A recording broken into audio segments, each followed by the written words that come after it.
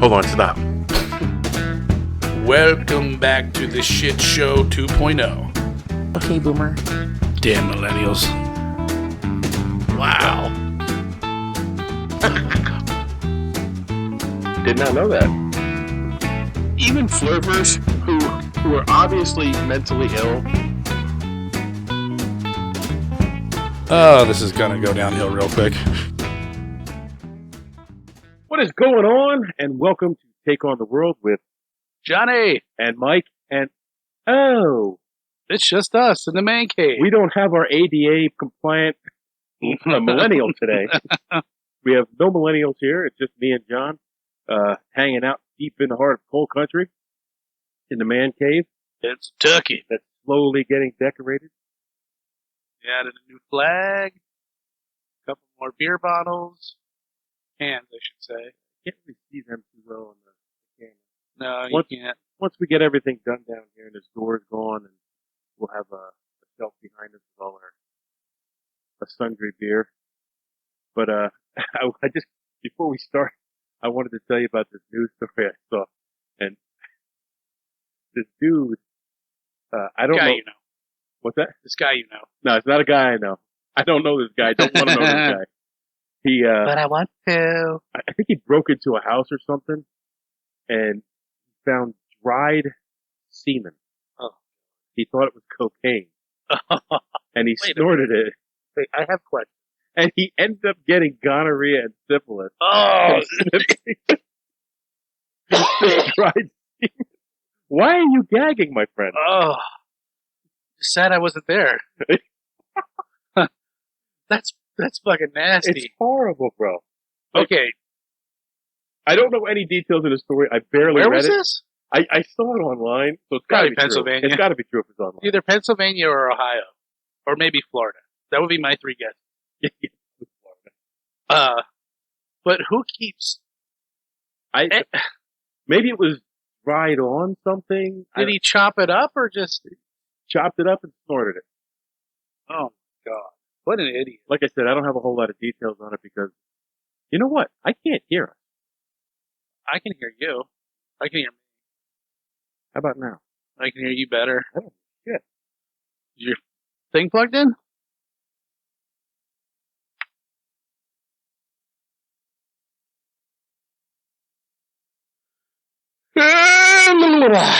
Do that again.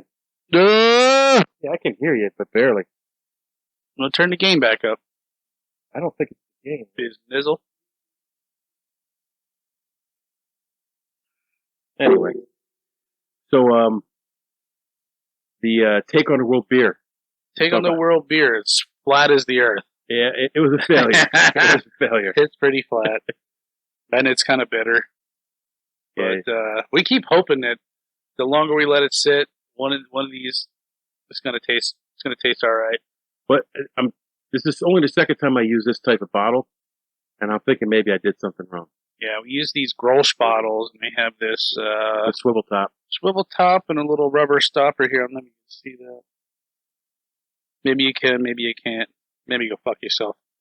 But this is not the first beer that's failed on me. I've had others. It happens. I don't know, whatever that one you made and gave me, you gave me 2 bottles of it. One was flat. I still drank it because it had a good flavor. But the first one I had, I worked a really long night. I let that just chill a little bit, and I got out of the shower, cracked it. Oh my god, was that fucking delicious! Well, one was a bourbon barrel stout, Yeah. and that was actually the one that won Best in Show when I entered it in the contest. That one, I could see why. That one was on Now point. the other one won first place. That was an Oktoberfest. I just don't understand like how they had to lose their carbon. Maybe it didn't seal right, or you just going through the process Well, too those quickly. are like 3 years old. So I don't know. Yeah. It could be I didn't seal it right. It could be there wasn't enough priming sugar mixed. Don't know what the problem was. Whatever it was, this batch did not come out. So our next try might be better. Yeah, I found. Oh, what I saw on what was that thing you invited me to? The dive bar. Honest Trav's Dive Bar on Facebook. So they had a picture of pictures of my fly fishing shit. Here it is. The Schmoogie. They're from Pennsylvania. Oh, They're in Hatfield, Pennsylvania, which is up in Montgomery County. yeah, it's down towards Philly. Yeah, that's what I thought. I thought it was like down towards Jersey. Yeah, I used to have a friend that lived down in Hatfield. But it's Caracara orange coconut strawberry. It looks like as thick as a smoothie, but damn, does that look good. I don't know if I want to drink a thick beer like that. I don't know. What do you think? Look at the picture. Maybe it's not thick. I don't. It does look thick. It looks kind of good. It almost looks like an orange Julius. An orange Julius. Anywho, yeah, but I also joined. Yeah, maybe I'll invite you to it. But it was pretty funny. It's called. Oh shit! No, I forget. It's that food that. Oh shit! I forget. The food that didn't need to, and then it cuts it off. I didn't take a picture. Well, I thought this looked good. So here's some of the ones on here. It's a crab cake egg rolls. That has like the marmalade sauce that goes on it. I fucking look delicious. I dig that. Hell yeah. Anything in an egg roll. When I was in Bradford County, I had chili cheese egg rolls. Cheese dog. Hot dog. Yeah. Oh my god, they were so good. I tried to reproduce them here and I screwed them up. They also had, I guess, some restaurant in Jersey. It's an Asian restaurant, but they're doing a spin on like Asian American infusion. So they have those dumplings that they steam in the tray. They're like, they just fold them and they're like open on the top. So we have dumplings and we shoot them for Asian American. But it was a cheeseburger dumpling, and then you dip it in a spicy ketchup sauce. Okay. And oh man, did that look fucking good! A spicy ketchup aioli. Yeah, pretty much. So that's what it is when you lean back. I can't hear you. Really? Yeah. I gotta find my zone now. Gotta find the zone. It's in between my legs. Anyway, what do we got this weekend in the bizarre world of what the fuck we're doing? With no ladies in the house and no millennials, we can go all out and talk about some freaky shit. Let's talk about sex, baby. Let's talk about you and me. Don't sing ever again. That's what our fans would say. Don't ever sing again. So, we're going to start off with the Night Stalker. Oh, really? You want to start off? Okay. Yeah. I guess it doesn't matter. Yeah. Let's get the heavy stuff out of the way. Have fun with the second one. Okay. I'm just going to go right out here and be the first one to say this. Probably not the first one to say this, but what a fucking asshole. I'd like to fucking kill this guy if he wasn't already dead. He's dead, so we have no problems. Now, this stuff was happening when I was a teenager. I would have been 2 years old when he... Okay, I know I'm old. You don't have to keep saying it. 2 years old. Yeah, so 84, well, we'll get to that, but 85 was his heyday, his prime. Yep. Yeah, how long did this last? Because... It only lasted a few months. Yeah, now the one fucking thing I listened to on the way over here, just to like, just so it's fresh in my mind, the guy said it lasted, his killing spree was, he murdered somebody that went on 8 months, and I'm like, no, I'm pretty sure. No, there's the first murder, then there was like an 8-month hiatus. Okay, so then they never mentioned that in the Netflix. And then it was like, it was boom, boom, boom, boom, boom, boom, boom, boom, boom. Yeah, it was like, I think the longest he ever waited was like a month. Or there was like 4 a month, and then he could wait maybe like a month or 20 days. But sometimes there's two sets of murders or 2 sets of attacks a night. Not everybody that he attacked was murdered. Right. But all right, well, let's get into it. Let's back it up here. Yeah, back it up. We kind of got ahead of ourselves. So we're talking about the infamous Night Stalker, a.k.a. Richard Ramirez. Or as we like to call him, Little Dicky. Little Dick. We like to call him Little Dick. So we're just going to refer to him as Little Dick. So, all right. He was 10 years older than me. Yeah, now apparently he had a really fucked up childhood. Yeah, there was 2 schools of thought on that. Because the one documentary, they said that his father was abusive. Another one said there was no evidence of his father being abusive. Really? So, it's just like everything else, that the information juxtaposed itself. Yeah. I know he was born in, what was it, New Mexico? Yeah. I guess he was fucking El Paso, Texas. El Paso, Texas. Oh, I think he went back to visit his brother in New Mexico at some point in time. Anyway, his cousin. He was born in El Paso, Texas. I think they said he was dirt poor. But his parents were immigrants, yeah, and they came here with nothing and had to build themselves up. And they didn't know English. They had to learn English. Right. I assume that's pretty common back then. His father worked on a railroad line. Yeah. And his mom worked in a boot factory. So they're hardworking, They both work in immigrants. transportation. And they work for PennDOT. And they said, I'm going to fast forward here a little bit, but you want to know this fucked up childhood and how influential kids can be is his cousin. Yeah. Was it his cousin or his uncle? His cousin. His cousin was served in Vietnam and was an Army Green Beret. And he came back and he would show him pictures of, torture victims, how he, kill and torture people over there. And tell him stories about how he was raping and mutilating women. Yeah. And I guess this had a profane effect on him. And he would, look at the Polaroids and shit. It must have done something to him and sparked something in his head. Now, when I watched one of my documentaries, they had a psychologist on it saying how because he was in his formative pubescent years, that being exposed to these things embedded themselves in his psyche. Oh, absolutely. No doubt in my mind. I would back that up 100%. Well, the evidence backs it up. So yeah. So, and then here was the icing on the cake was, I guess they were, and him and his cousin would get together, look at these pictures, he would tell them stories, and they would get high together. They just referred to him smoking weed. I don't know if they used other drugs. At that time, he was only smoking weed. So, how did it say how old he was? Like 15, 16? When his cousin died? No. Oh, 13. He was 13 years old. So he's 13, going over to his cousin's house, getting showed, these pretty graphic photos, hearing these, stories, smoking weed with him. And, the cousin's wife comes in, I guess starts giving him a rash of shit, the husband, and pulls a gun out on her and shoots her in the face and kills her. Right in front of Richard, blood splattered all over him. 13 years old. 13 years old, little Dicky witnesses murder. Little Dick witnesses a murder. And they did say they weren't sure if he had killed before that or that kind of like sparked his interest in like getting off on it or, whatever's going on in his mind. So if he wasn't already killing by then, I'm sure this fucking put the last nail in the coffin. Well, in ninth grade, he dropped out of school. Mm-hmm.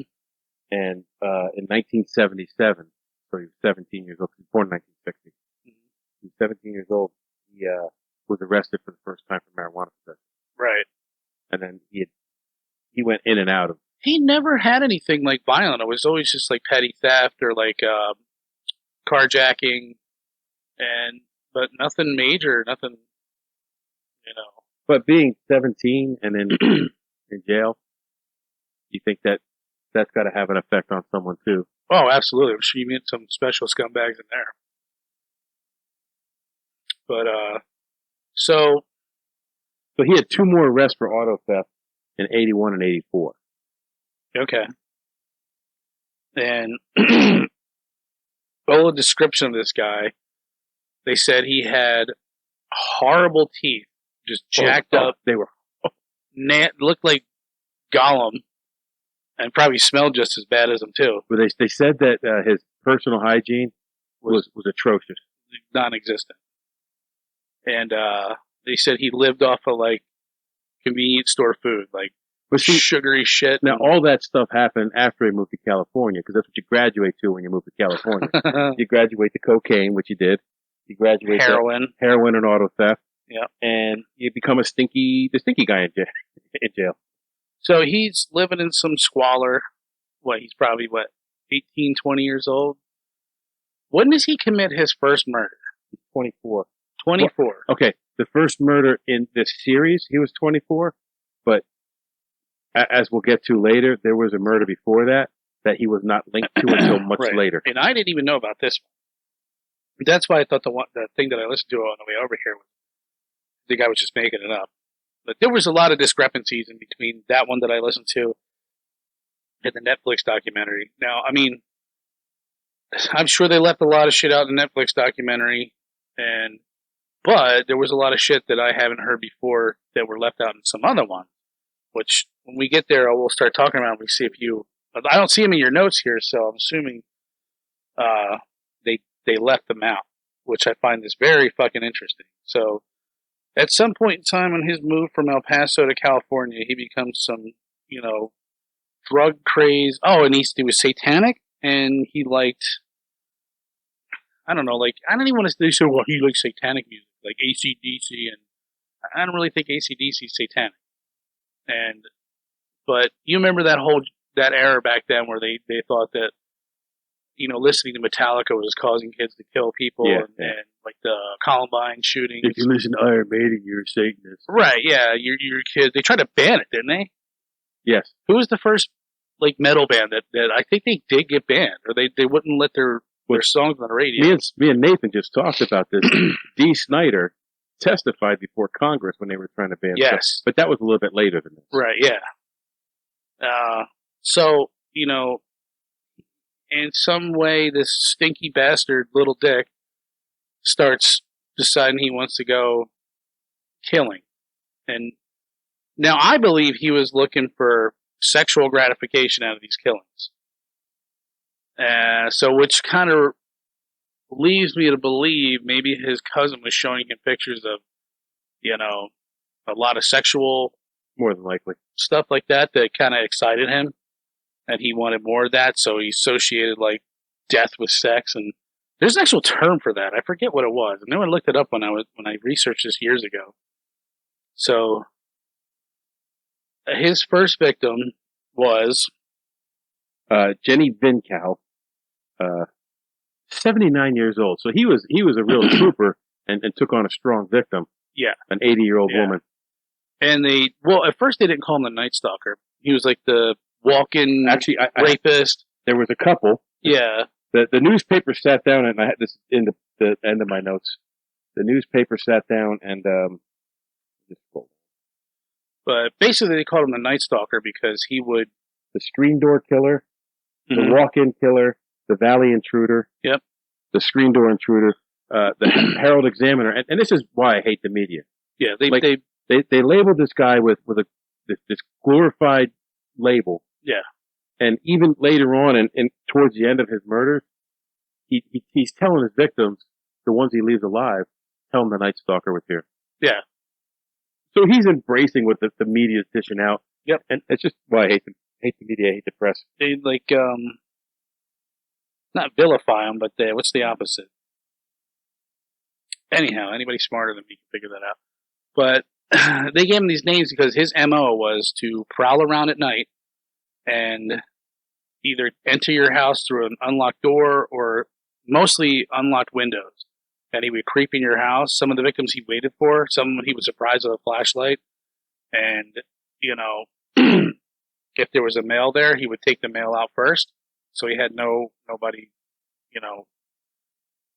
I want to say competition, but he didn't have. He could get overpowered. Yeah, he can get overpowered. And most of the men were shot in their sleep. Yep. So they didn't even know what was coming. He's a fucking coward, and he crawls into your freaking house at night and shoots your loved one, ties the woman up, rapes her.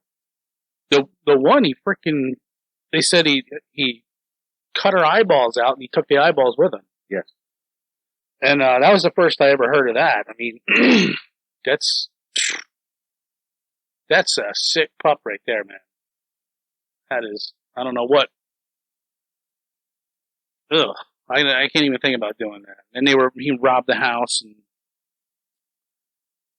was gone. And the only thing he left behind was that stupid footprint. The footprint, they didn't say anything about the footprint being left behind, except the two crime scenes. Now, you said it was a common thing. Now, when I was watching the Netflix documentary, it's called Night Stalker. It's like 6 episodes, I think. And but you should watch it. It's really good. And it follows both detectives that were on the case of his killing. And so I want to say they centered, the footprint was a big deal. The first detective, I can't remember his name. I think it was Gil something. Yeah, I was watching the documentary I was watching. He must have said his name like 10 times. Yeah, it was Gil. I can't remember his last name, and but he was kind of like new.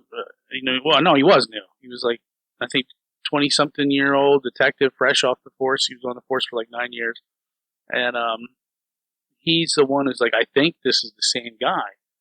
And at one point, they really fucked up because he left a shoe print, and he started noticing like, hey, this is like a size 11 to 12 shoe. It's a big guy. It's a tall guy, and it's the same tread. And nobody believed them. They're like, whatever. It's just, And he had said that he saw a connection between the murders, but the FBI told me it was crazy. Right, there was no connection. Or the old time homicide detectives thought he was crazy because the MO the MO was all over the place with this guy. He was trying to link the fact that here I'll bring this up and tell me if you heard this.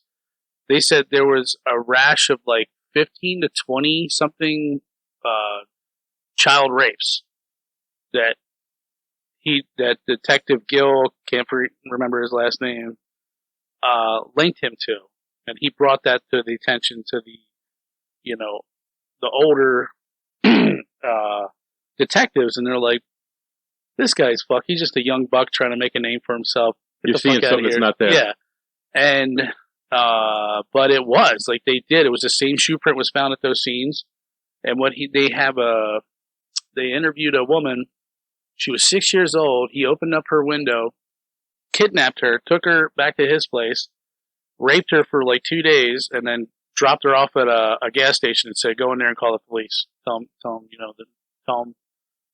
I think he might have mentioned his name, the Night Stalker. No, he didn't. I'm sorry. He said, "Tell him to call the police and look for your parents." When I was researching this, his reign of terror started when he was about 24 years old. 23 if you add the victim that they finally found years later with DNA matching. And they were all old. But I looked at it and I'm like, there's no way this guy was dormant all that time that he didn't do anything. Right. Like he might not have murdered before he was 24, but he was doing something. He was doing something. Yeah, you find that common on a lot of like murder cases. Like, what are they doing in between here and here? They're not holding down like a steady job, or maybe they are, and they're just like they can't overcome the urges and they go back out. I don't know. It's weird. It's fascinating. But I just want to jump on the first murder for a second. Okay. Because I don't want to glorify this asshole, but I do want to honor these victims. Jenny, where is she? Jenny was stabbed, murdered, and her throat was cut.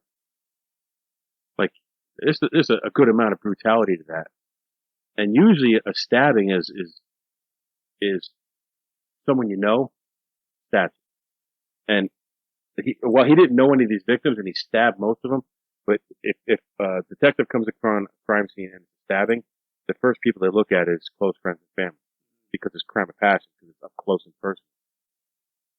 So whatever was going through his head, it gave him a personal connection to them, even if they didn't actually have it. Right. Well, they said that the detective. Goddamn, can you look up his last name? It's gonna piss me. Gail Rodriguez. No, it was.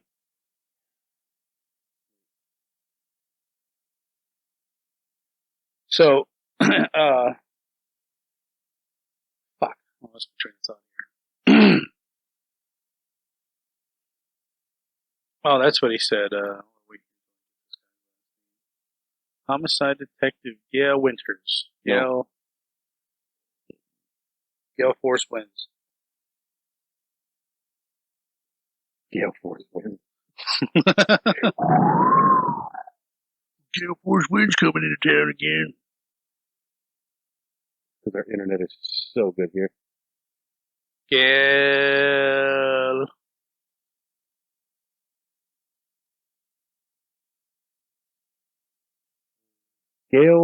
Carrillo. Carrillo. Okay. Carrillo. So Detective Gail Carrillo. Johnny on the spot. McGill Carrillo.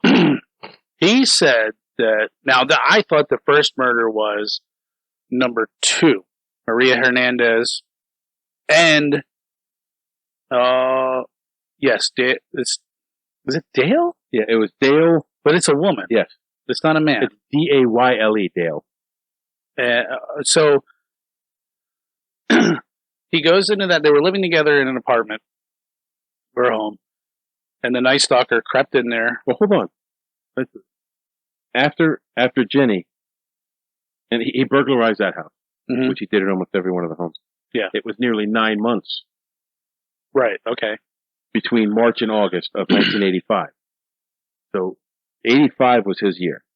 Right. What he was doing in those 9 months, who fucking knows? He could have been somewhere else. It's possible. Who knows? I think between those 8 and 9 months, he was abducting those kids and raping them. Maybe he was in jail. Because there was like 14, I think, or 18 kidnappings where the guy's MO was he would break into the house, slip in through an open window, kidnap the kid. They would disappear for a couple of days, and then they were dropped back off somewhere. That breaks from his MO like completely. Well, not necessarily. Well, because he didn't abduct anybody except for no. But in one of his last murder cases, they had everything there. They had the killing. They had the drawing of a pentagram. They had the rape of an 8-year-old. He basically went in there, killed the whole family, raped the kid. I think he killed the kid as well. But basically everything that he was trying to link to these cases was all in this one case. So there's no doubt that he sodomized, like, and these murders that you have here listed of the 28 here, he sodomized, I think, like 3. But it's weird. 3 kids in there. In these? Yeah. They don't say that, though. I know. I never heard that either. Like, but that was straight from the detective's mouth. Like, he tried to link those. He's like, I think he's also a child rapist. And they're like, get the fuck out of here. It doesn't make sense. It's not his MO. If 3 of these murders had a child in the house when it happened. One of the children was 3 years old. One was 12. Yeah. And I don't think he raped all the kids. He didn't do any of it. They didn't say anything about him raping me anyway. Yeah, he did. He tied him up. But the research, the one with the 8-year-old kid, he sodomized the 8-year-old kid, and I think he left him. I think I think the wife survived and the kid survived, but the dad didn't. Yeah, I think that's towards the end here. And they had, I forget her name. She was like the one I told you. She was 6 years old. He took her to her house, raped her, and then dropped her back off at a gas station and said, "Have them call the police." But she picked him up out of a lineup. Like, what was it, 89, I think? And she said, that's him. I will never forget his face. That's him. And, so, I mean, yeah, he's weird. It's like he's doing a lot of fucked up shit, but he was on a lot of drugs. He was on a lot of drugs, and he didn't always use the same weapon, which was, no. Like, the MO was, he used 2 different guns in the total of the murders. Yeah. It was the same 2 guns throughout all the shootings. 22. A 22 and a 25. Both handguns. Small pistols, easy to conceal. Yeah. And he used a tire iron, he used a machete, he used a knife, he used a kitchen knife. So, we'll say, I guess his first murders in 85 were Maria Hernandez and Dale Okazaki. Now, this is how they laid it out in the Netflix documentary was, I'm just going to keep referring to that because that's the only one I really watched. I watched ones prior to that, but I don't remember them. And they said that he waited in the house, and Dale Okazaki came home with her grocery bags in her hand, and she felt a presence in the house. And they said he was hiding behind the dining room, or no, I'm sorry, the kitchen table, like attached to your sink. I guess it would kind of maybe be an island or something, where bar stools. So he's hiding behind that, and I guess she ducked down or something and was like terrified. And they said she had her hands on the table like this, and he was popped up, and he could see her hands, so he knew that she was going to pop up behind the table to look. And they said he just sat there with a gun like this and waited to pop her head up, and he shot her right in the forehead. Yeah. And then, as I guess he waited in the house, and then Maria Hernandez showed up, pulls into the garage, and she's going to walk into the back door, and she said that he tapped on the top of the car to get her attention. Yeah. And she turned around, and there was a gun in her face, and he shot, but she had her keys in her hands, and the bullet deflected off the keys. She fell down, played dead, and then I guess he went back into the house, and then she took off, and I guess, or maybe she took off, and he shot at her again. It was very kind of like cloudy. Yeah, the research I saw just said that she managed to escape. Yeah, she did. And what had happened was she ran around to the front of the house thinking that the killer's not going to come out the front of the house. He's going to go around back, sneaky. But no, as soon as she went to go in the front of the house, he opens the door, and there he is. And he's got a gun pointed at her again. She's like, "You really have to kill me? You already shot me once." He said he just looked at her, and he just put the gun back in his waist belt and just walked away. Didn't even run. He just walked away. Yeah. And so he's pretty arrogant. You know, he feels pretty comfortable in what he's doing. But my point was the detective Gail. Fuck, that's the. I got all these names mixed up now. Yeah, you're retarded. The Carrillo, Detective Carrillo, Gil Carrillo pad. Yeah.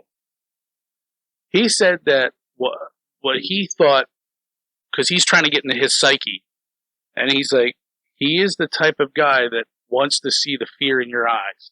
That's what he gets off on.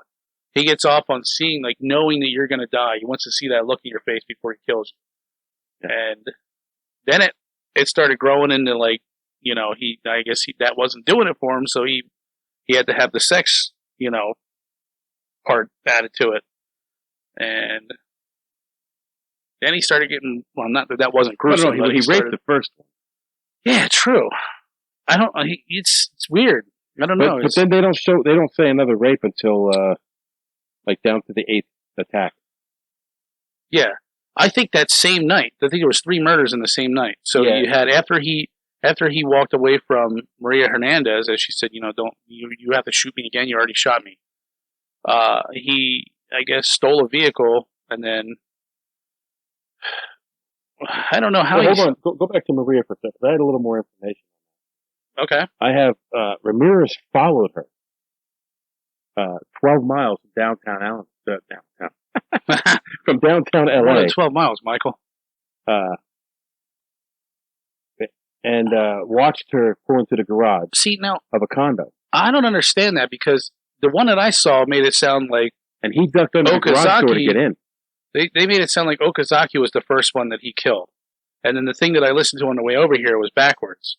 It said that he shot Maria Hernandez, surprised her in the garage. That's what this says. She fell down, played dead. He goes inside the house and then fucking kills her roommate. And it says that she held up her keys, and that's that makes more sense. Yeah, that makes a lot more sense now. Okay. She after she got shot, she played dead on the ground. Yeah, and then he went in, and now if he was using like a 9mm, them keys, I don't think she would have probably been dead. You never know. But a 22 long rifle for all you cool cats and kittens. That's obviously deadly round, but it's a very small.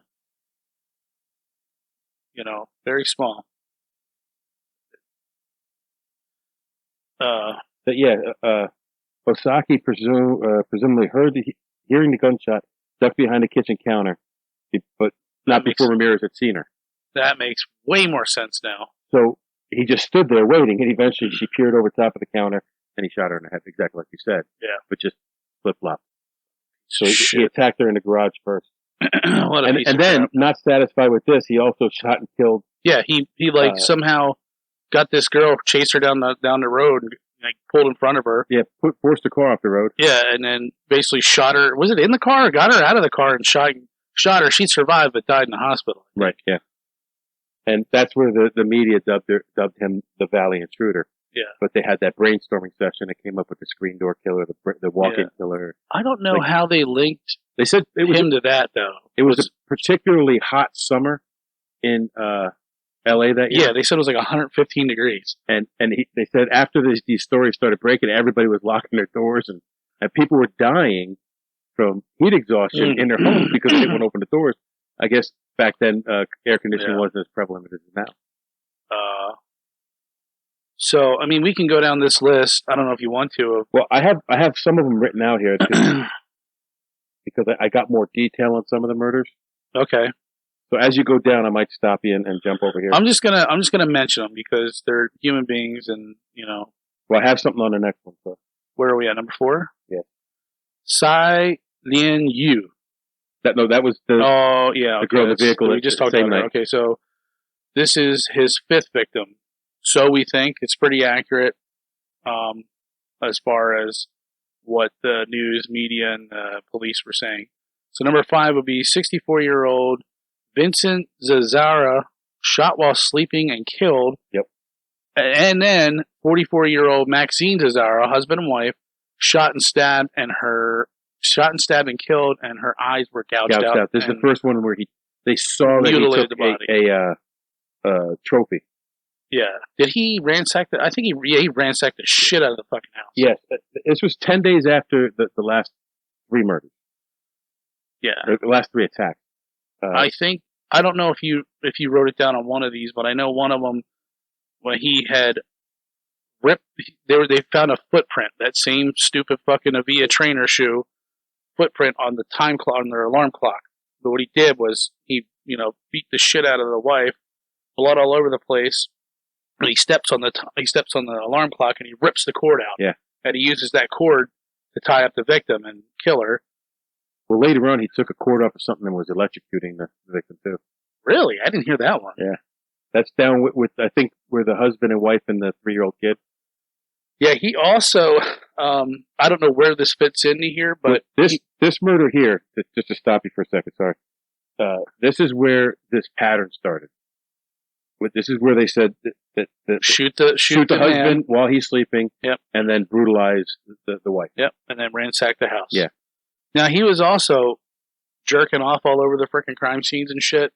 Why wouldn't you? Yeah, I mean, the coup de grace. I mean, no one's around to see you. A la mode, baby. And so he murder a la mode. You're a sick fuck, dude. So dude, that's horrible. I didn't do it. No, he's the one who did it, not me. So I don't know. That's how you end up with dry semen in the house, and then you snort it up and get syphilis. You get syphilis. So I don't know where this fits into here, but I know they said that. I don't know if you want to call them. They labeled them as victims of the Night Stalker. But what had happened? It was a husband and wife, and the husband was a sheriff's deputy at this time, and the wife was sleeping on the couch.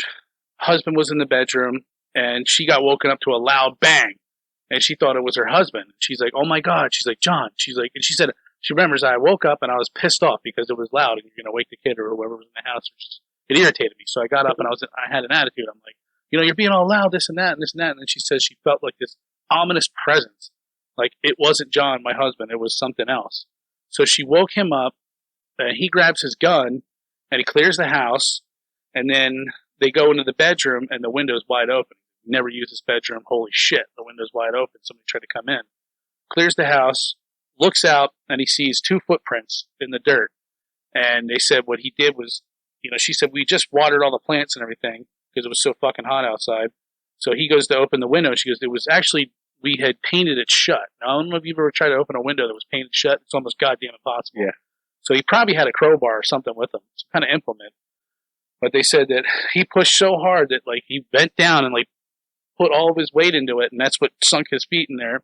It wouldn't have been this one, because this one was in March. Size 11 to 12 Avias. Oh, he also wore a members-only jacket from the Maria Hernandez. Yeah, but who didn't back then? You're right. I think my stepdad had one.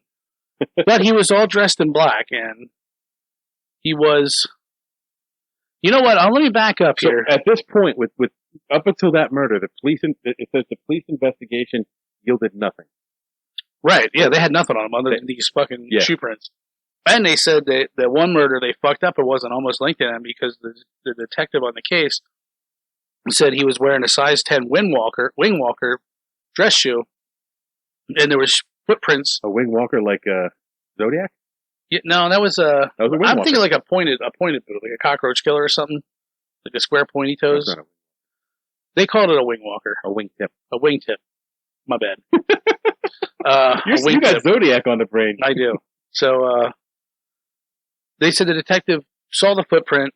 He put his foot up to it and was like, "No, it's a size 10. It's somebody else," because he wore a size 10. And then Gail Carrillo, he says he measured it with a 1-to-1 ratio measuring stick, and he calls the detective and he goes, "What do you mean?" He's like, "They're not the same." He's like, "I measured this with a 1-to-1 ruling stick, and it's a size 11 to 12. And he's like, "Right then and there, it's when he knew that he fucked up." So the detective's like, "Oh shit, yeah, like I fucked that one up." And so then that one got linked to him. So the next murder after that was May 14th. So he went from March 27th to May 14th. Yeah, I think this whole thing in from number 2, minus that 8-month hiatus that he was on. Hiya, oh no, courage, no like Night Stalker. That it was about 180 days, give or take, between then and when he got fucking Jammed up. All right, so we did the Cesaras. Next to the Doys. Obviously she was killed. 7, William Doy, mid-60s, shot in the head while she was in bed. I assume asleep. Or him. When I say he, her. And Lily, I don't remember these ones. Lily Doy, mid-60s, sexually assaulted, beaten, and raped. She survived. Yes. So, same MO. Kill the male, violate the female, ransack the house, out you go. Number 10. May 29th, 1985. Which was Mabel, Bell, and Carol. May 29th, 1985? I'm sorry. Mabel Maybell, 83, And died Florence. beaten with a hammer, shocked with an electrical cord, occult markings, and he drew a pentagram in lipstick on the outside of her left thigh, and then he drew a pentagram over the headboard on the bed. Yeah, I think this is where his footprint was, because this one specifically said the footprint was found in a bedroom. I think this is the one with the alarm clock. Yeah, it was. There was a bloody footprint. Yes, either that, and there was another one where he left a bloody footprint on the bedding. And Florence Lang was found comatose. Was that the invalid? They were both found comatose. One of them died. Yeah, the sister was invalid. Yes. So 81 years old and 83 years old. I mean, what a guy. What a nice guy. And he's just preying upon, helpless victims. Now, the next one is the very next night. It's May 30th. So that is what? Mary Louise Cannon? No. Carol Kyle. Where the fuck? Right under Lily Doyle. Doy. Florence Nettie Lang? Oh, it was actually...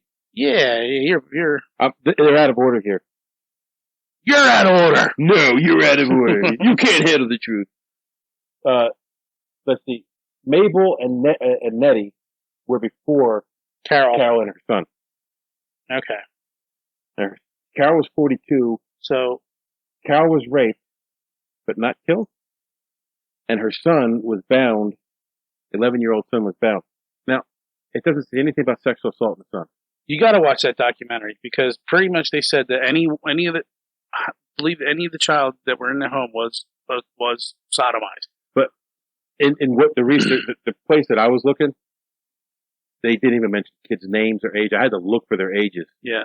Well, this might even be newer information. I don't know. But they had to know right away that the kids. Yeah, but I mean, like, not let out till now. I don't know how that works. I don't know. But that's straight out of the detective's mouth. So why they would be lying about that? What the fuck? And we're back. Back to the 9th inning, everybody. What? So we got 9, 10, and 11 mixed up. So Carol Kyle would actually be the 12th victim. Well, if you go down in your I notes, ain't going down on you. okay, I accept that. I have the dates and everything with the murders, so I'll just keep reading from that. You keep reading from that list. Yeah, I mean, it's not like anybody's going to remember this. Just so Carol Kyle, 42, killed, and her 11-year-old son was bound. I also read that he was raped as well. And then That's pretty good. Mary Louise Cannon, beaten unconscious with a lamp, then stabbed with a kitchen knife, found dead. Yeah, and that was he was dark from May to July. There was no known crimes. So a 3-month span. Yeah, God knows what he's doing. Sucking dick for cocaine, probably. Because he has a little dick. Or hey Ron. Or hey Ron, yep. Now this next one is weird. Yeah, Whitney Bennett. Now this is 3 days later from the last attack. It's July 5th. 16 years old, beaten with a tire iron. She survived with 478 stitches. In her head. In her head. Yeah. Someone said it was 4 feet of sutures. Right, yeah. Yeah, she was... They showed a picture of her with the head dressing on in the hospital. Now, I looked this one up separate from the rest of it. Yeah. Because it struck me that she's 16. As compared to most of these other victims are 40, he's all 50, over the 60, map. 80. In that regards, he's all over. It's like almost he doesn't give a shit who's in the house. He's going to do it whatever the fuck he wants. So he attacked her while she was sleeping, attempted to use a phone cord to strangle her, but he saw sparks coming out of the cord. And he thought that meant Jesus. That's an OSHA violation, no! Yeah, that's not funny. He thought that meant Jesus was trying to save her, so he stopped his attack and ran. What? Yes. Are you serious? Yeah. Okay. And let's go back to the OSHA violation. This is not a funny joke, ha-ha thing. Oh, yeah, it is. When someone gets electrocuted, it's not funny. When you brush against open wires. There's no open wires up there. I think every gang box has 600 wires hanging out of it, but none of them have fucking wire nuts on them. Okay. So, yeah, the picture of her, Whitney Bennett, man, she looked just horrendous. Her eyes were swollen shut like she just beaten the absolute shit out of her. Well, I know how stitches like that make someone look. I alluded to this before, but a long time ago, I used to work at an ice cream. Like I was a kid. It was a part-time job. I just go when they needed help. But I worked in this ice cream warehouse, and we used to have to unload these trucks, and they'd use like a metal ramp that went from the loading dock to the. It wasn't one of the ones like we have now. It was like one of the ones they used to have. You just throw the plate down and yeah. So you're pulling these big racks of ice cream off these trucks, and the racks themselves are heavy as hell. And you load them down with ice cream, and it's horrible. Well, the one guy we used to call Michelin Man because he was built the way I'm built now. People get the Michelin Man. So he was pulling this rack, and he hit the edge. It pushed the metal plate down, and the whole rack of ice cream came down on him, crushed him. But he was wearing glasses. The glasses were embedded into his face. The ambulance came, the firefighters. Like, he was fucked up bad. There you are, sitting there eating a pint of ice cream. And I was eating nutty buddy watching. Well, that was painful. The rule was if the box is damaged, they don't sell it. so all those boxes were damaged. And if there's Nutty Buddies in them, I'm getting them. Fuck it, I'm eating them.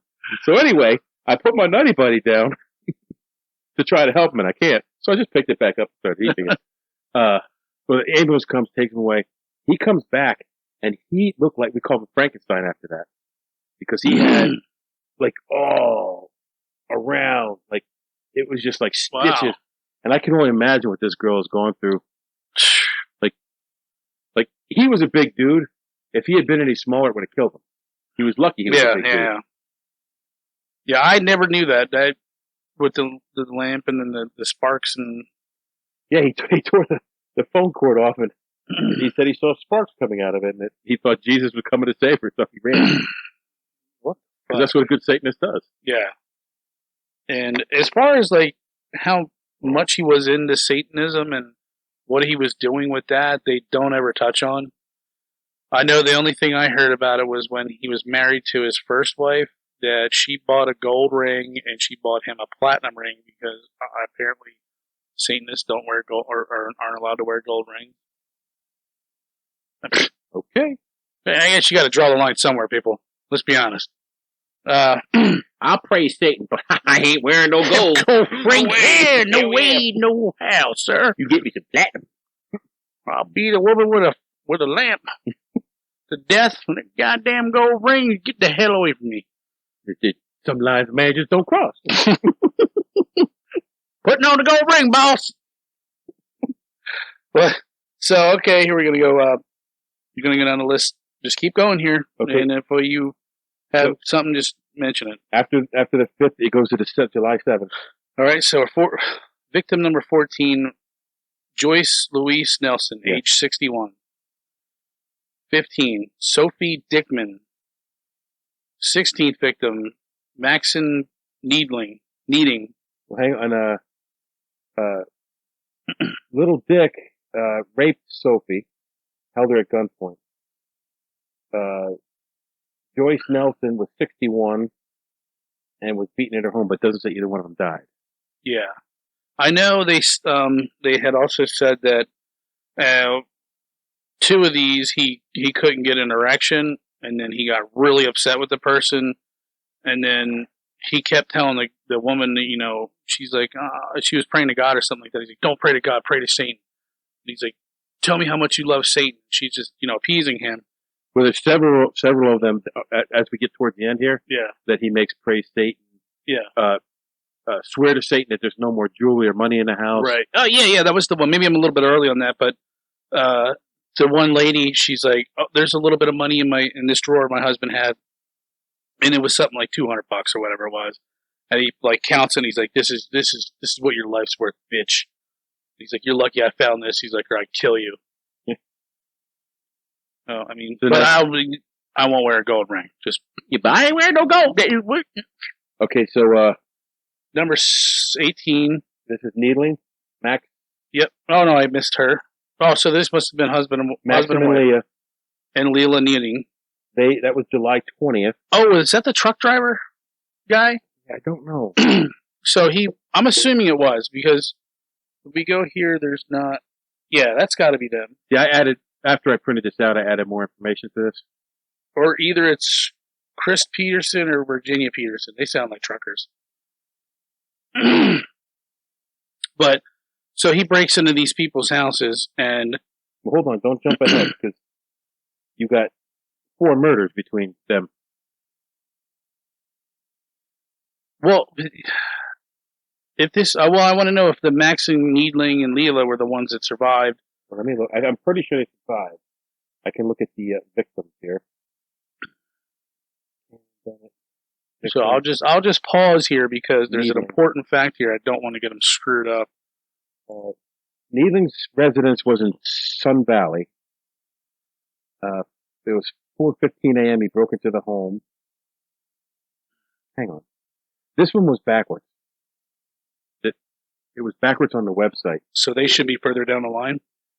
They should be with the cough code revolutionary. Chanarong Kovaneth. They were killed first. Okay. And that's the one. Some kid is the one. He made her swear to Satan that they weren't hiding any money from him. And it was the 20th. He purchased a machete. And then the Toyota.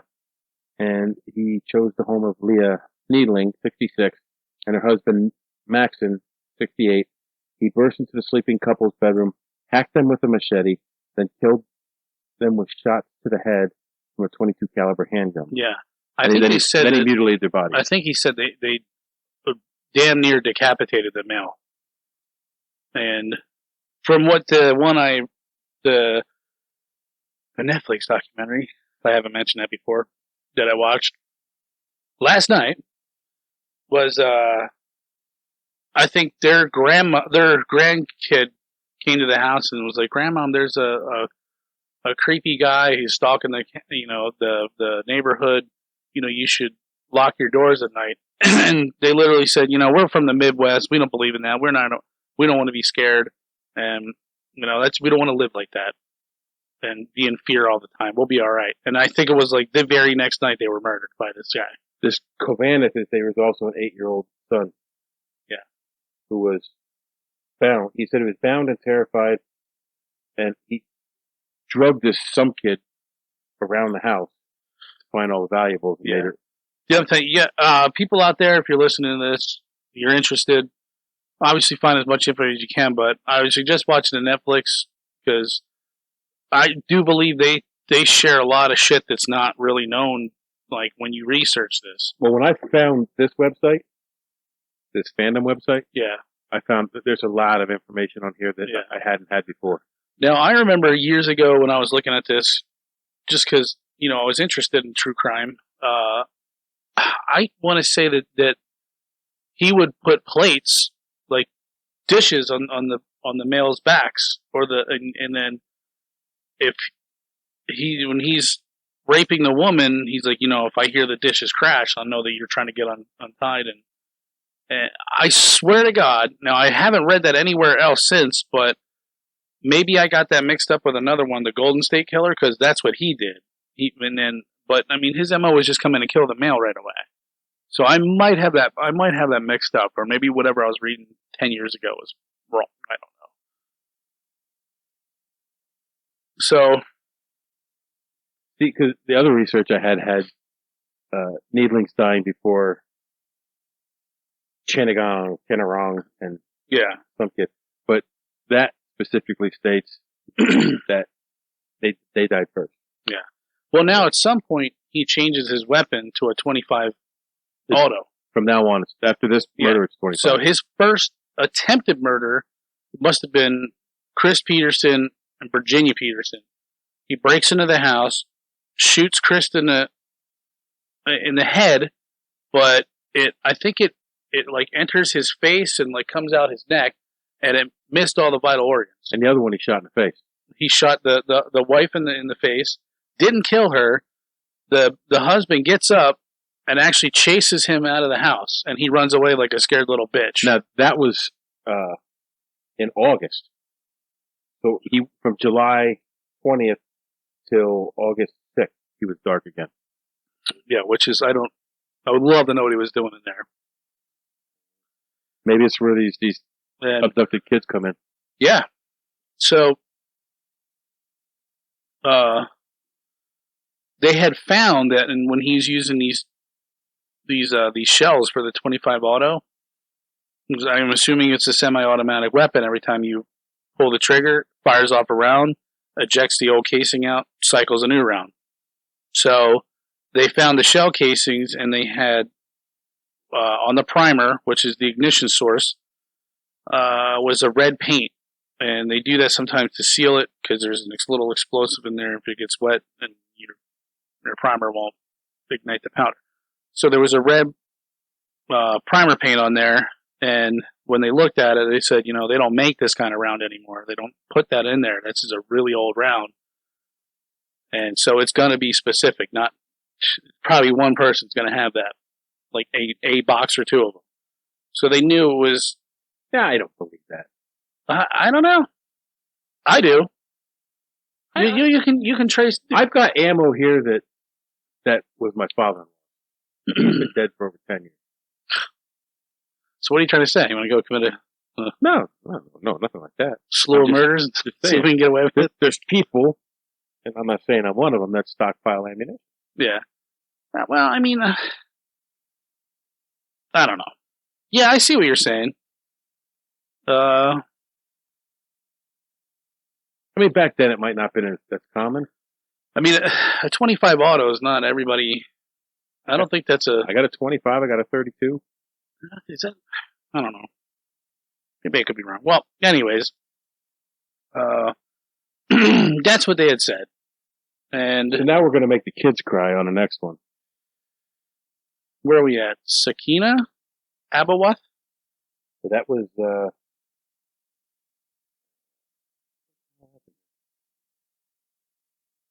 2 days later. Sakina Abawath raped. Yeah. Elias Abawath shot and killed. Yeah.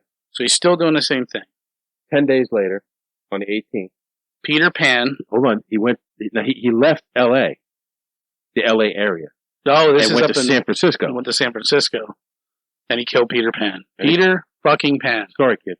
I didn't want to break it to him that Peter Pan was dead that way, but you did. Yeah. No more peanut butter for you. Peter and Barbara Pan. Barbara was raped. He was killed, but Peter Pan didn't die right away. He actually called 911. Yeah. He wasn't able to relay what happened, but they traced a phone call and sent a squad car and ambulance out to the house.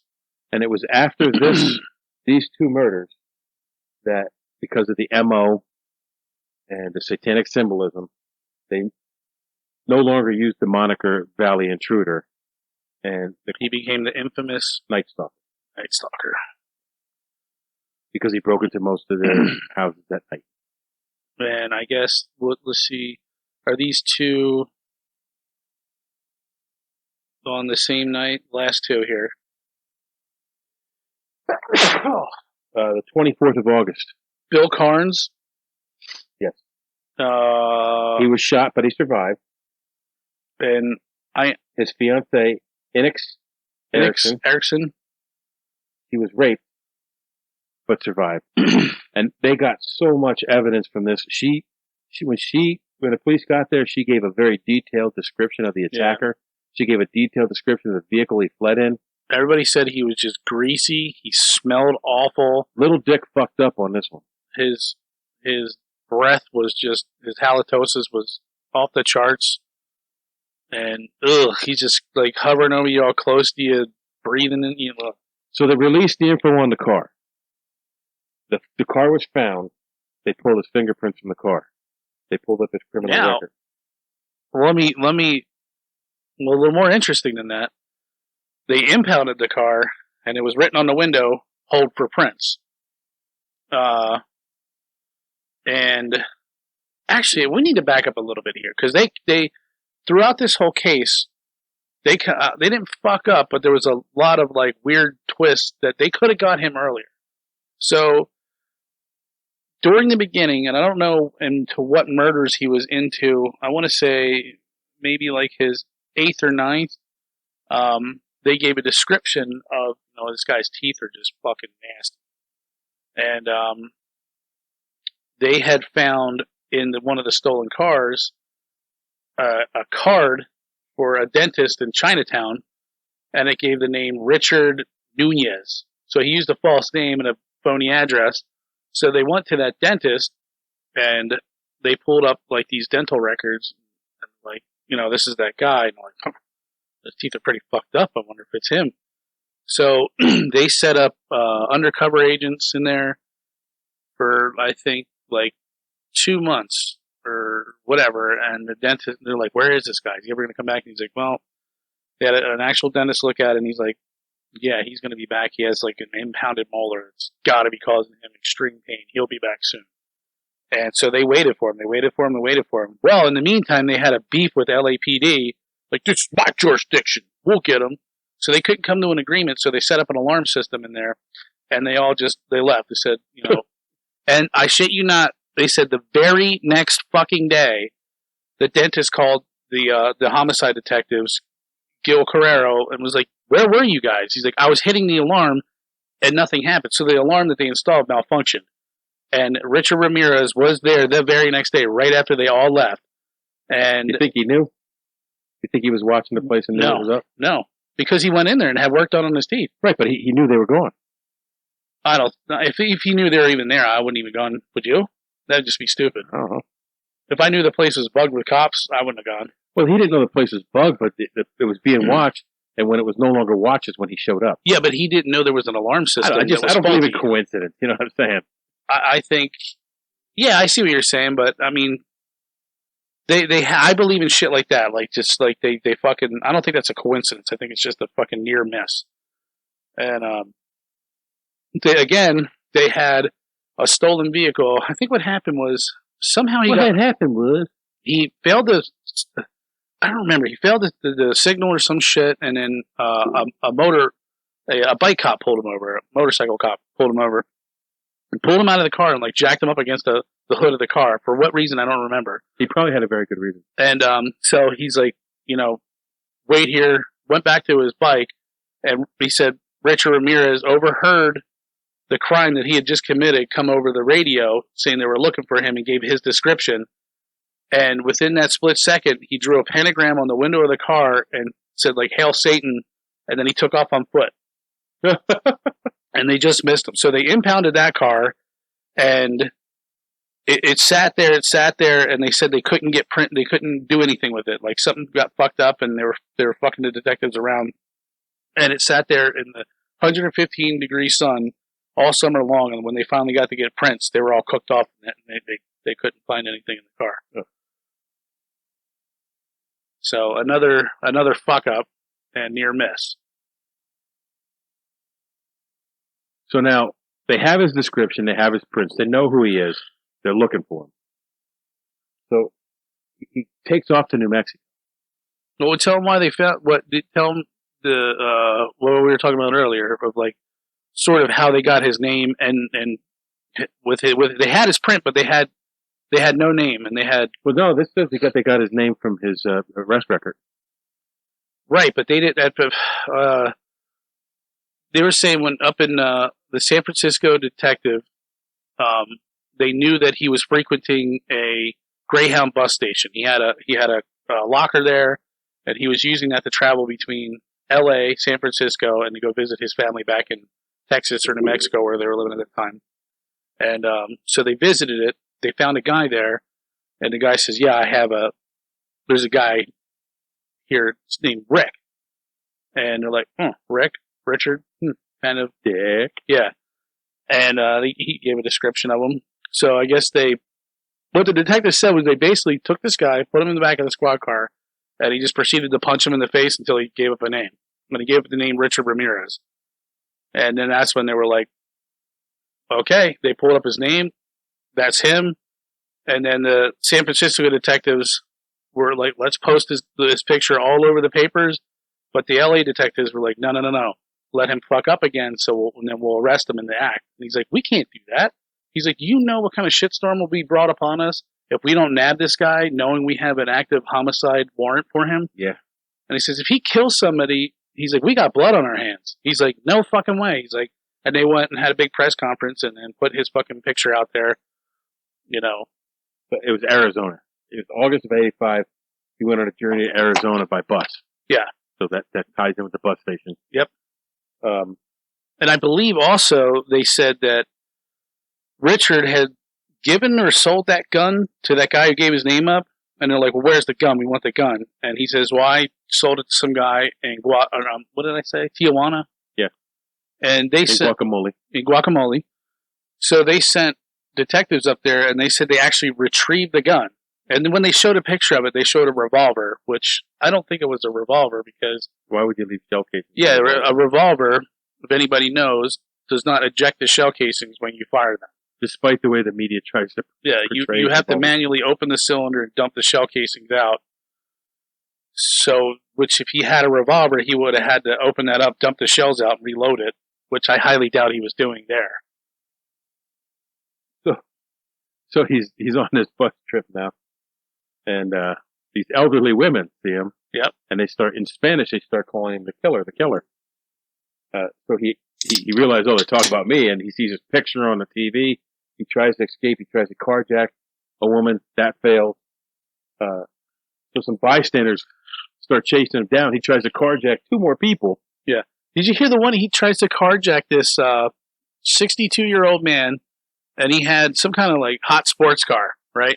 And he's like, nobody's taking my bait. He actually said that he jumped in there. He noticed that the car door was open and the keys were in the ignition. So he hopped in. He started the car, but the owner of the car was underneath the car working on it. So he says he rolls out, and he's like, motherfucker, you ain't taking my car. It's like his prized possession, right? His muscle car he's been working on. His midlife crisis. Yeah, so Richard's like, I got a gun. He's like, I don't give a fuck. And he opens up the door, and he rips him out of the car, slams him down on the ground, and then I guess he takes off on foot. And But they chase him down. They smack a little Dickie up. And did they hit him in the head with an iron pole? Yeah, something like that. They split his wig open. Yeah. I know that. And then they called the cops, and the cops arrested him. Yep. I think those cops didn't come. He would have been dead. So, but then we did Zodiac, or not Zodiac, but we did Zodiac and Toy Box. Yeah. Both of those guys, their story began when it was ending. You know, they had, like, Toy Box Killer, they had no idea what was even going on. Right. Until the day that the lady escaped, and that was his downfall. Now, this guy, they had been looking for. Yeah. They were actively searching for this guy from after his first murder on. Yeah. So, just a difference on how things were done.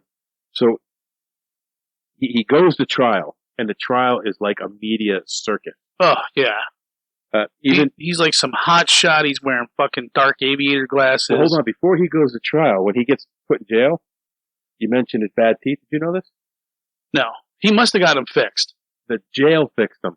Yeah, because I'm like thinking, I was looking at pictures of him, like, wait, his teeth don't look that bad. I know it's on here, because I was looking at this, and I'm like, that's just like our prison system. Yeah. Before he even goes to trial, because if you look at it, his trial, he's got nice teeth. He's flashing those nice teeth the whole time. Well, and they didn't really fix them. I thought my understanding of how we do it is if you have to get your tooth fixed here and it's hurting you, you either deal with the pain or it gets yanked out. Yeah, well, that's how a jail that I previously worked at did things. So Ramirez's dental hygiene was an issue starting at a young age. The infamous killer would start his day drinking Coca-Cola, eating sugar-covered cereals in El Paso, Texas. After his arrest, he was seen by the dentist over the next few months repairing his teeth and gave his evil smile that he's known for in the courtroom. I think his smile before he got his... And he was drawing pentagrams on his hand in the courtroom. I think his fucking... Well, if you want to call it a smile, I think he looked more sinister before he got his grill fixed. So while he was on trial... Got these nice gold teeth for you here. Oh! Did you know that one of the jurors disappeared? Was found murdered? No, I didn't. So on August 15th, 1988, so now I'm in the Navy now when his trial's going on.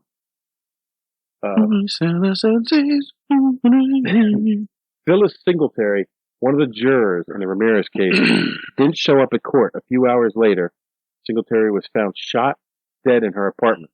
Huh. The grand jury was terrified, believing that Ramirez somehow orchestrated it, masterminded the murder. However, it was her boyfriend who shot and killed her. What are the odds of that? Yeah, I know. I know they said they fired one juror because he couldn't stay awake he was always falling asleep. How could you fall asleep through that fucking thing? Really? Yeah, I guess. Really? When we were in Saipan, you fell asleep while everybody was hammering. You had a hammer in your hand halfway. Well, you eat enough fucking coconut chicken and Thai food, and it's 200 degrees outside. And you're not allowed to drink water.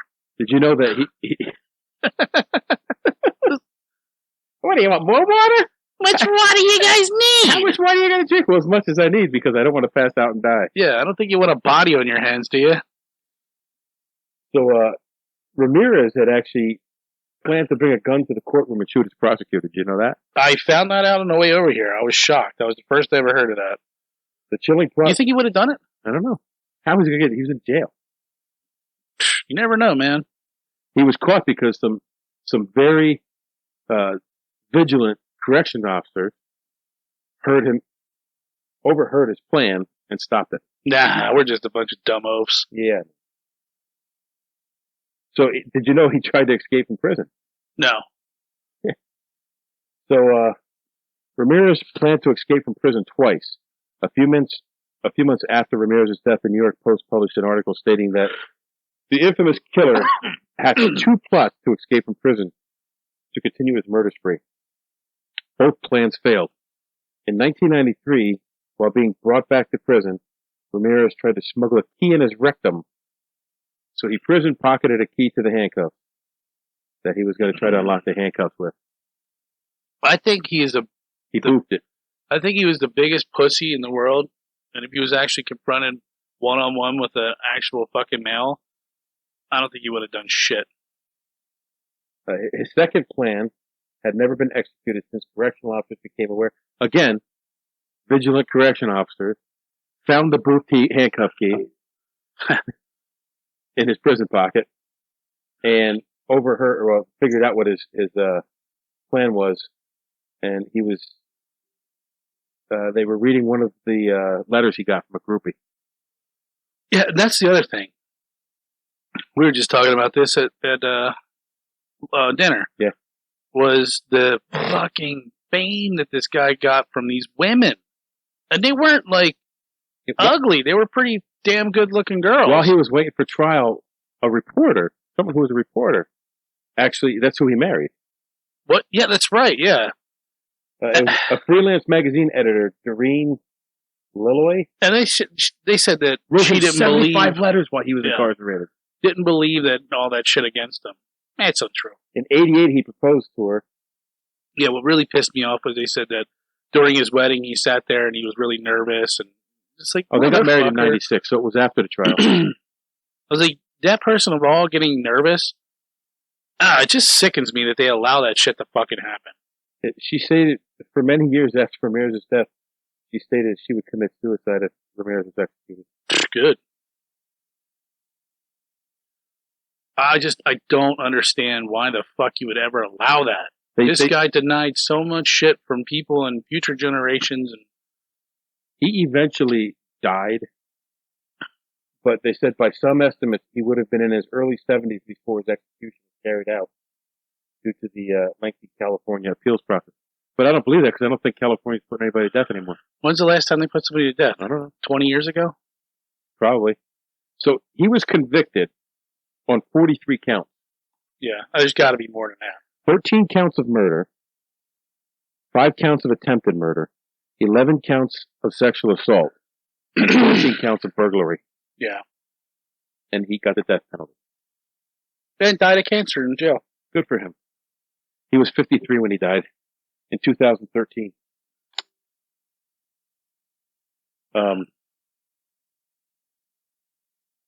I do want to say something towards the beginning. They said that this lady was in a store and she was looking at this black hat and she thought it was weird that it said AC/DC on it. She kind of like picked it up and like, put it back on there. And she said she looked over to her right and there was this guy wearing all black, members only jacket, greasy hair, fucked up grill. He smelled like death. And he was just giving her like a sinister smile, just looking at her like a creepy clown. Who was burnt row home. There was burnt row homes. And she said on the way home, she was traveling down the highway, and she said out of nowhere, this small brown tan car came flying up behind her, got next to her, and then almost like was trying to run her off the road, and he was wearing that AC/DC hat. And he's just fucking grinning at her like, I'm gonna kill you. I'm gonna kill you. She said she was never been so creeped out before in her life. And I think it was that same night was when he went to go kill Maria Hernandez and Dale Okazaki. And they found that hat in the garage. They found the AC/DC hat. I didn't know that. Yeah. So it's thought that he had additional victims. It's thought that he has raped and stolen before June of '84. Well, they said ever since he was a kid, he was known as a thief. But they said his first murder was actually this Mei Lung, a 9-year-old who he beat, raped, and stabbed to death, and hung her from a pipe in April 1984. And they tied him to that murder via DNA years later. Yeah. Also, I guess when the detectives were, after he was sentenced and shit, they were moving him around. I think it was when they were transferring him to San Quentin. He's in the back of the bus. They're all by himself, and they said he cynically said, "Hey, you guys remember such and such?" and gave out a name. And he goes, "Yeah, I did that one too. I did that too. Yeah. That was me. I done did that." What a sick fuck. I don't know. Yeah. I mean, sick, twisted individual. I research this stuff, and I feel sick reading this stuff. Yeah, when I was coming over here, I was so sick and tired of hearing like another rape, another murder, another shooting. It's like, God, I'm like, it's just it grinds in your fucking head just hearing it. Catch the MF already. Right. I remember the detective, Dale Coca-Cola, whatever the fuck his name was. Carnitas. He was saying to the other detective, his partner, he's like, is it bad to want to have somebody else die? He's like, but I need this guy to fuck up. He's like, I need him to commit another crime so he fucks up. I need more information to catch him. And he's like, if he doesn't, we'll never fucking catch him. He's like, so in order for that, somebody's got to fucking pay. And he said he felt fucked up about that. And some of these crimes hit real close to his house, and his family ended up picking up, leaving. And I heard the interview with his wife. She was saying, he was under incredible stress. She's like, to be married to a police officer, you have to have a lot of patience. I remember when you were talking about the sheriff's deputy. That was one where there were two murders. They were houses apart. And she heard someone calling out for help, calling her name. Mm-hmm. And she went down to her neighbors and found her. Yeah. Yeah. Yeah, yep. Yep, I remember that one. Because I was like, sheriff's deputy, I don't remember what the hell you're talking about. Yeah, well, that guy, but Steve, on the one that I watched, they interviewed her, the sheriff's deputy. Yeah, when he looked out the window and saw that there's two footprints in there, he said he got a big box and he covered the footprints so nobody would disturb it. Yeah. And the homicide detective was like, thank God he was a good officer because he had some insight. Like, I don't want to disturb that. He made a good decision to freaking preserve the evidence. I find sometimes when we're doing these, we're like, a cop screwed up this and a cop screwed up that, but in their time, hindsight's always 20/20. Yeah, it's not like they meant to do it. No, it's like you don't know what you're looking at sometimes. Yeah. Basically, all they had at first to go on was, we got a killer, and where's a fucking... Well, just like you said, he was stopped. Well, they did the same thing with Zodiac. Yeah, he was stopped, I think, twice. Yeah, and like nobody knew. Like there was just not enough information at the time to grab the guy up. Yeah, but this guy was a sick fuck for sure. Rotten hell. Yeah, which I'm sure that's exactly where he wants to be. So good on him. Good for him. I'm not going to shed a tear for him. I do shed a tear for all these victims, though, especially the ones who survived and had to live with it. Like that 16-year-old girl, the rest of her life. 16 at that time, she was a year younger, 2 younger than me. Yeah. I wonder where she is now. I wonder what she's doing. How she's coped with having that trauma in her life. And that 6-year-old. She said that the way she kept trying to get out of him molesting her, raping her, she's like, I really have to use the bathroom. And she said that he would be like, okay, and he would pick her up, and then he would just set her on top of the sink and just stand there and watch her. And she says, when I looked at him, he had this look in his eyes like, I'm really sorry that I'm doing this, but I'm not because I'm going to keep doing it. And then he would pick her up, take her back to the bed. I can't just think about that. Yeah, no, I think of like, my family and people in my family that are of that age or were of that age, and I would destroy him.